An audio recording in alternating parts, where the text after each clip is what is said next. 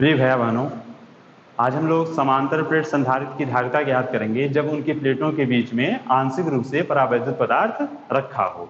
तो मान लेते हैं कि दो प्लेटें हैं x और y, और इन प्लेटों के बीच की जो दूरी है वह d है, और इनके बीच में एक परावैद्युत पदार्थ रखा गया है t मोटाई का, और जिसका परावैद्युतांक k है। ठीक है, इस तरह से t मोटाई का परावैद्युत पदार्थ रखा गया है, तो इन प्लेटों के बीच में जो y है उसकी मोटाई कितनी हो जाएगी? d minus T. टोटल दूरी कितनी है? d, जिसमें से t मोटाई का परावैद्युत पदार्थ रख दिया गया है, तो बचा जो दूरी वो कितनी हो गई? d minus T. y वाली जो दूरी है वह कितनी हो गई? d माइनस टी है। अब ध्यान देंगे, हम जैसा कि हम लोग पिछले वीडियो में पढ़े हैं कि यदि दो प्लेट है, हमारा संधारित्र है अगर, तो संधारित्र के बीच में अगर वायु है तो वहां पर वैद्युत क्षेत्र की जो तीव्रता होती है उसको अगर हम ई नॉट से प्रदर्शित करें तो वह होता है Q upon epsilon not A। ठीक है, ये क्या है? उस पृष्ठ का क्षेत्रफल। ठीक है, और Q उस पर उपस्थित आवेश। अब यहाँ पे ध्यान देंगे कि जो परावैद्युत पट्टी है उस पट्टी में वैद्युत क्षेत्र की तीव्रता क्या है? तो उस पट्टी में जो वैद्युत क्षेत्र की तीव्रता होगी वह हो जाएगी Q upon epsilon not A, चलिए K इंटू A। ठीक है, इस तरह से परावैद्युत पदार्थ के भीतर वैद्युत क्षेत्र की तीव्रता, जिसको हम लोग पिछले वीडियो में पढ़े हैं। ठीक है, अब ध्यान देंगे, अब यहाँ पे जो इन दोनों प्लेटों के बीच का विभवांतर है, उस विभवांतर को यदि हम लोग V माने तो विभवांतर वह V किसके बराबर होगा?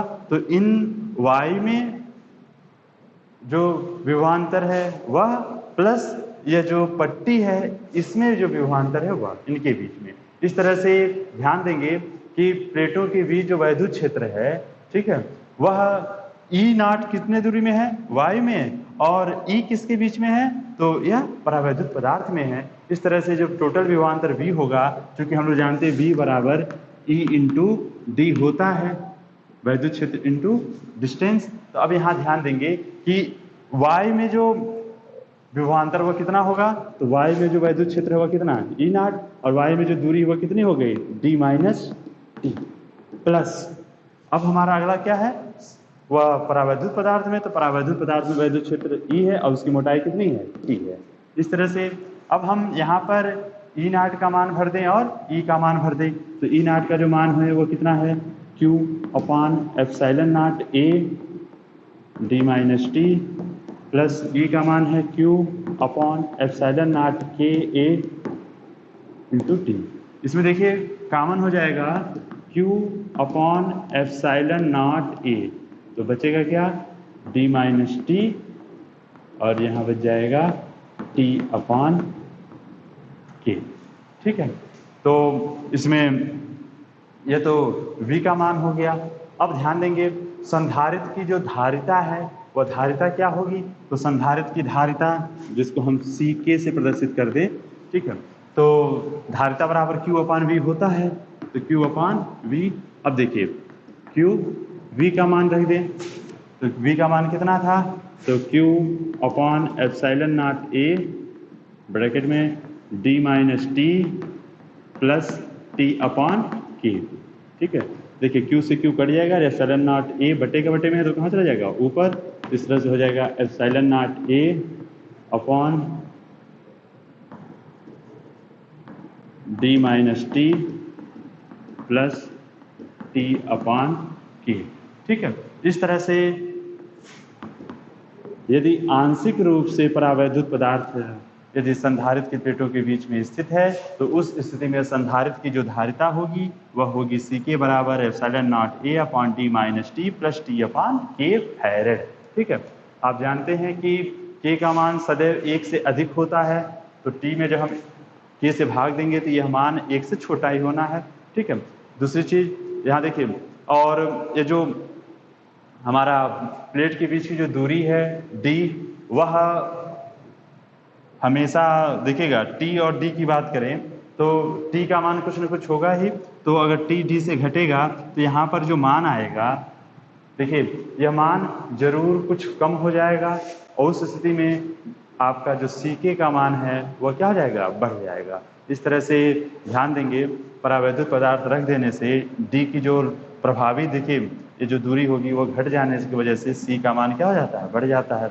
अब इसमें कुछ विशेष चीज़ों के बारे में जान लें, जैसे अगर ये जो पट्टी रखी गई है यह पूरा भरा हो, प्लेटों के बीच में पूरा भरा हो, मतलब डी मोटाई की पट्टी हो। ये जो पट्टी की जो मोटाई है वो कितनी हो जाए, डी मोटाई के बराबर हो जाए, उन प्लेटों के बीच की दूरी के बराबर हो जाए। उस स्थिति में जो धारिता होगी वो धारिता क्या हो जाएगी, तो ध्यान देंगे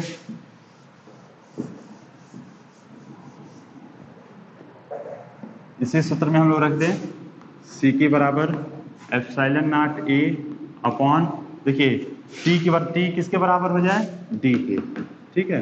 तो उस स्थिति में क्या हो जाएगा, तो डी माइनस टी की जगह पे डी रख देंगे प्लस डी अपान के, डी से डी, देखिए यहाँ पे जीरो हो जाएगा, तो क्या हो जाएगा यहाँ पर एप्सिलॉन नॉट के ए अपॉन डी, ठीक है। ये मान जीरो हो गया तो डी अपान के, देखिए के ऊपर चला जाएगा तो एप्सिलॉन नॉट के ए अपॉन डी।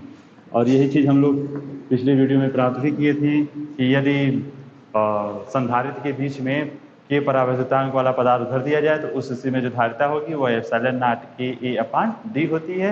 यदि परावैद्युत पदार्थ ना भरा हो तो epsilon not a upon D होता है, ठीक है। तो चलिए, तो अब दूसरा इसमें कंडीशन क्या हो कि प्लेटों के बीच में पूरे स्थान में निर्वात हो, अर्थात उसके बीच में कोई भी परावैद्युत पट्टी नहीं रखे हैं, अर्थात टी बराबर जीरो। अगला जो कंडीशन है वो क्या मान ले, टी बराबर जीरो, मतलब पूरा का पूरा वायु ही भरा है। तो उस स्थिति में सी बराबर क्या हो जाएगा, तो ध्यान देंगे इसी में मान भर दें, तो epsilon not a upon D minus T का मान तो जीरो प्लस जीरो अपान के, तो जीरो अपान के ये मान जीरो हो गया, तो यह मान क्या आ जाएगा, epsilon not a upon D, ठीक है। तो इस तरह से अगर निर्वात है तो उस स्थिति में एप्सिलॉन जीरो ए अपान डी, ठीक है, जैसे हम लोगों ने पहले ही प्राप्त किया हुआ है।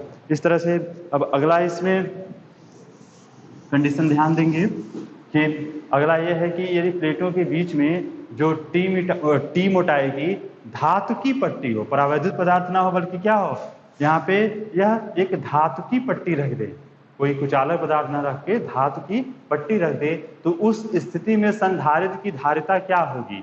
तो ध्यान देंगे, हम लोग जानते हैं कि धातु का जो परावैद्युतांक होता है वो क्या होता है, अनंत होता है।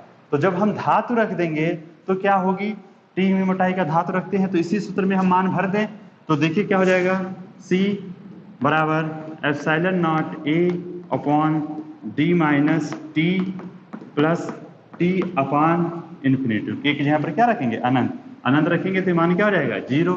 तो उस स्थिति में आप देखेंगे कि सी बराबर क्या हो जाएगा, epsilon not a upon D minus T. इस तरह से यदि आपके सामने कोई प्रश्न आए कि एक संधारित्र की प्लेटों के बीच में टी मोटाई का धातु की पट्टी रखी गई है तो उस संधारित्र की धारिता ज्ञात करें, तो आप इस सूत्र का उपयोग कर लेंगे। सबसे बढ़िया है कि आप इस सूत्र को याद रखें, ठीक है, और जैसी स्थिति आएगी वैसा इसमें मान भरते जाएंगे और आप लोग को ज़्यादा सूत्र याद करने की आवश्यकता नहीं होगी, ठीक है। अब चलिए अगला इसमें कंडीशन एक और ये भी है कि यदि दोनों प्लेटों के बीच में एक पट्टी ना रखे हों, ध्यान दें कई सारी पट्टियां रखी गई हों, अब यहाँ पर T1, T2, T3 मोटाई की कई सारी पट्टियां रखी गई हैं और उनके परावैद्युतांक भी अलग अलग हों, पहले का K1 हो, दूसरे का K2 हो, तीसरे का K3 हो, ऐसे आपके हों, उस स्थिति में जो धारिता होगी वह कितनी होगी। तो ध्यान देंगे टोटल मोटाई तो T ही हो, लेकिन इसमें एक पट्टी ना हो कि क्या हो, कई सारे पट्टी हो, ठीक है। तो टी ही मोटाई में कई सारी पट्टियां हो, एक की मोटाई T1 हो, दूसरे का T2, T3, T4 इस तरह से हो, तो उस स्थिति में संधारित्र की धारिता सी के बराबर हो जाएगी एप्सिलॉन नॉट ए अपॉन, ठीक है, डी माइनस, देखिए जहां पे टी था, अब टी ना लिखकर हम क्या लिखेंगे वहां पे, T1 plus T2 plus T3 plus so on, ठीक है, फिर प्लस, अब देखिए टी अपान के था, अब यहाँ पे टी अपान के ना लेकर लेंगे, क्या लेंगे हम लोग, तो T1 upon K1 plus T2 upon K2 plus T3 upon K3 plus so on, ऐसे कर देंगे, ठीक है। इस तरह से यदि यहाँ पर संधारित्र की प्लेटों के बीच में T1, T2, T3 मोटाइयों की प्लेटें रखी गई हैं जिनकी परावर्तनांक K1, K2, K3 हो, तो उस स्थिति में संधारित्र की धारिता C के बराबर यह हो जाएगी। ठीक है, अब ध्यान दें, यदि ये जो पट्टियां रखी गई हैं ये पूरे प्लेटों के बीच में पूरा भरा पड़ा है। ठीक है, मतलब प्लेटों के बीच में वायु नहीं है, ये पूरा का पूरा जो प्लेटों के बीच की दूरी है इसमें ये परावैद्युत पदार्थ ही भरा है और इनकी जो मोटाइयां हैं वह T1, T2, T3 इस तरह से हैं। उस स्थिति में क्या हो जाएगा, तो ध्यान देंगे, मतलब ये T1 plus T2 plus T3 plus so on, इनका मान किसके बराबर है, D के बराबर है। यदि हो तो यह मान तो 0 हो गया, तो बचेगा क्या, तो C के बराबर epsilon not A upon T1 upon K1 plus T2 upon K2 plus T3 upon K3 plus so on. ठीक है, तो इस तरह से हम लोग एक व्यापक सूत्र संधारित्र की धारिता का यह याद रखेंगे और जो कंडीशन सामने आएगा उसका हम लोग इसी की सहायता से उसका मान प्राप्त कर लेंगे। अब ध्यान देंगे, इसी पर एक छोटा सा हम लोग न्यूमेरिकल देख लें।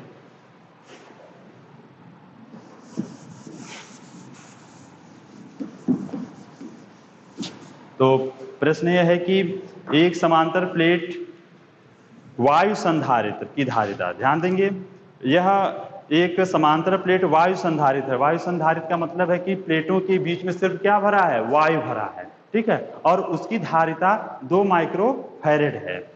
और जब इसकी प्लेटों के बीच में, ठीक है, प्लेटों के बीच की जो दूरी है उसकी 3/4 मोटाई का परावैद्युत पदार्थ भर देते हैं, तब इस संधारित्र की धारिता 4 माइक्रोफैरेड हो जाती है। तो उस परावैद्युत पदार्थ का परावैद्युतांक ज्ञात करिए। ठीक है, अब ध्यान देंगे, यहाँ पे कहा गया है कि वायु संधारित्र है, ठीक, और जिसकी जो धारिता है वह है 2 माइक्रोफैरेड। ठीक, कहा गया है कि जब इन प्लेटों के बीच में हम इनकी बीच की जो दूरी है, अगर हम इसको d मान लें, प्लेटों के बीच की दूरी प्रश्न में दिया नहीं है तो इसको हम d मान लें। ठीक है, तो कहा गया है कि इस दूरी का 3/4 मोटाई का परावैद्युत पदार्थ रख दी। इसमें एक परावैद्युत पदार्थ रख दिया जा रहा है जिसकी जो मोटाई है t, वह t कितना है, इस जो पूरे बीच की दूरी का यह 3/4 है, मतलब 3/4 d है। ठीक है, यह उस स्थिति में अब इस संधारित्र की जो धारिता है उसको अगर हम सीके कहें तो वह हो जाता है 4 माइक्रोफैरेड। और प्रश्न में यह कहा गया है कि इसी के का मान प्राप्त कीजिए। ठीक है, प्रश्न समझ में आया। प्रश्न में यह था कि संधारित्र है वायु संधारित्र, मतलब प्लेटों के बीच में सिर्फ वायु भरा है, उस स्थिति में धारिता 2 माइक्रोफैरेड है। जब इनके बीच में एक परावैद्युत पदार्थ रखते हैं जिसकी मोटाई इनके बीच की दूरी का 3/4 है, अर्थात t बराबर 3/4 d है, तो उस स्थिति में उसकी धारिता 4 माइक्रोफैरेड हो जाती है। तो उस पदार्थ को, परावैद्युत पदार्थ का जो परावैद्युतांक है उसे हमें ज्ञात करना है, यही काम करना है, ध्यान दें। तो अब इसमें अगर सिर्फ वायु है, उस स्थिति में जो धारिता होती है वह होती है epsilon not A upon D। ठीक है, सिर्फ वायु हो तब। और जब हम उसमें T मोटाई का परावैद्युत पदार्थ रख देते हैं तो उस स्थिति में जो धारिता होती है वह यह होती है, C के बराबर epsilon not A upon D minus T plus T upon K। ठीक है, अब सुनिए, यहाँ पे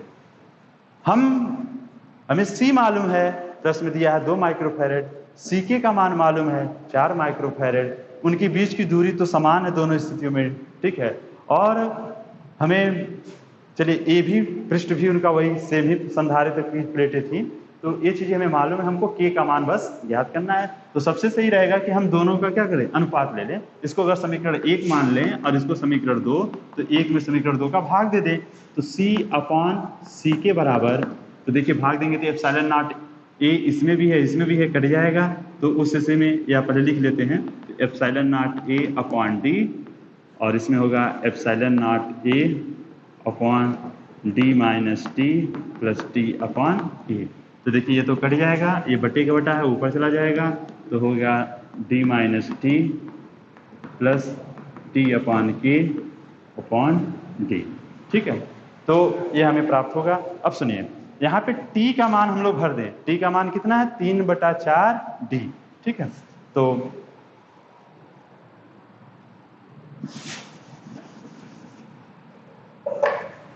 और हाँ देखिए सी का भी मान प्रश्न दिया है 2 माइक्रोफेरेड, तो सी का मान भरिए। सी के का मान दिया है 4 माइक्रोफेरेड, 4 रख दीजिए। अब देखिए डी माइनस टी का मान है 3/4 डी, ठीक है, प्लस 3/4 डी अपॉन के अपॉन डी। ठीक है, अब देखिए ये तो हो जाएगा 1/2, और यहाँ पे जब हम लोग इसको घटाएंगे तो क्या हो जाएगा? 4 मतलब 1/4 डी प्लस 3/4 डी अपॉन के पॉइंट डी। अब देखिए दोनों को अलग अलग कर लेते हैं, तो 1/4 D upon D plus 3/4 D upon D के, डी से डी कट जाएगा, ये हो जाएगा 1/4 धन 3/4 के, और इधर आपका 1/2 था। देखिए इसको हम इधर भेज देंगे, तो 1/2 माइनस 1/4 बराबर 3/4 के, एलसीएम इसका 4 हो गया, तो 2 माइनस 1 3/4 के, और ये हो जाएगा 1/4 बराबर 3/4 के। फिर यह गुणा कर दें, देखिए 4 से 4 इसमें बटे में, इधर भी है कट जाएगा, तो के बराबर हो जाएगा 3। इस तरह से उसके बीच में जो परावैद्युत पदार्थ रखा गया है उसका परावैद्युतांक कितना आ गया? 3। तो ध्यान देंगे इस तरह से। अब आप लोग आंकिक में जो प्रश्न होंगे जहाँ पर संधारित्र के बीच में कोई परावैद्युत पदार्थ रखा गया है, तो उस स्थिति में संधारित्र की धारिता ज्ञात करनी है, तो आप इस सूत्र का उपयोग कर लेंगे। ठीक है, सी के बराबर ε0 A upon D minus T plus T upon के। डी क्या है? तो प्लेटों के बीच की दूरी, टी है परावैद्युत पदार्थ की मोटाई, ठीक है, के उस पदार्थ का परावैद्युतांक, ए उस प्लेट का क्षेत्रफल। इस तरह से जितने भी प्रश्न होंगे उनको आप सॉल्व करिएगा, जहाँ समस्या होगी उसे पूछिएगा, उसे बताया जाएगा।